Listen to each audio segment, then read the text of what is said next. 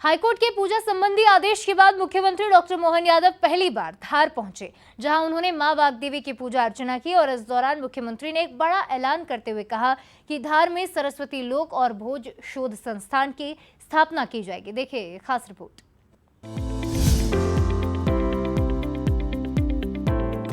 ये तस्वीरें धार की ऐतिहासिक भोजशाला की हैं, जो अब सिर्फ धार्मिक आस्था का केंद्र ही नहीं बल्कि करोड़ों लोगों की भावनाओं का प्रतीक बन चुकी है।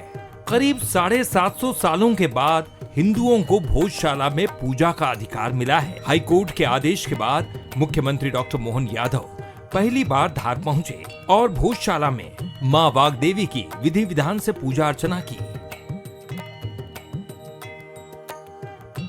इसके बाद मुख्यमंत्री गंगा दशहरा कार्यक्रम में भी शामिल हुए।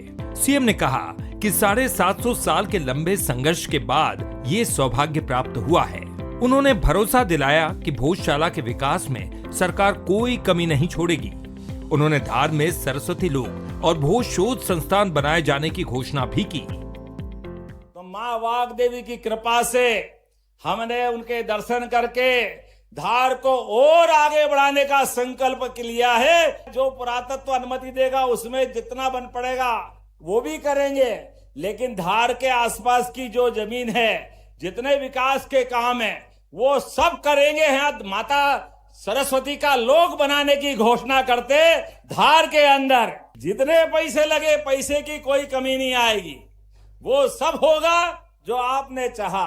पुरातत्व का, पर्यटन का भी केंद्र बनेगा। साहित्य के लिए भी, एकेडमिक साइड से भी मैं राजा भोज शोध संस्थान की भी घोषणा करता हूं अपने इस धार के लिए। मुख्यमंत्री डॉक्टर मोहन यादव यही नहीं रुके। उन्होंने कहा कि अब धार सांस्कृतिक गौरव का नया केंद्र बनने जा रहा है और विकास की दौड़ में भी पीछे नहीं रहेगा। मुख्यमंत्री ने धार जिले को 85 करोड़ रुपए से ज्यादा के विकास कार्यों की सौगात भी दी।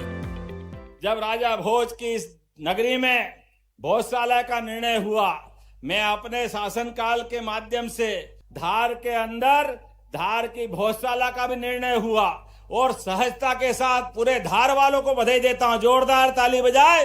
आपका लंबा संघर्ष, 750 साल का संघर्ष, और उस संघर्ष में पुरातत्व और कई प्रकार के कारणों से न्यायालय ने दूध का दूध और पानी का पानी किया है। जब आपका ये न्यायालय का निर्णय आया और हम और आप बैठ करके विकास की तरफ देखते हैं, तो आने वाले समय में धार को और आगे बढ़ाने का संकल्प करने की जरूरत है। अब धार सबसे आगे जाके रहेगा, सबसे तेज गति से विकास होगा। धार की भोजशाला से सामने आई ये तस्वीरें सिर्फ एक धार्मिक आयोजन की ही नहीं बल्कि मालवा की सांस्कृतिक विरासत और आने वाले समय की नई दिशा की झलक भी पेश करती है। मुख्यमंत्री डॉक्टर मोहन यादव की घोषणाओं से ये साफ है कि धार को अब सांस्कृतिक पुनर्जागरण और विकास के एक अहम केंद्र के रूप में विकसित करने की दिशा में सरकार गंभीरता से आगे बढ़ रही है। Bureau report, Bansal news.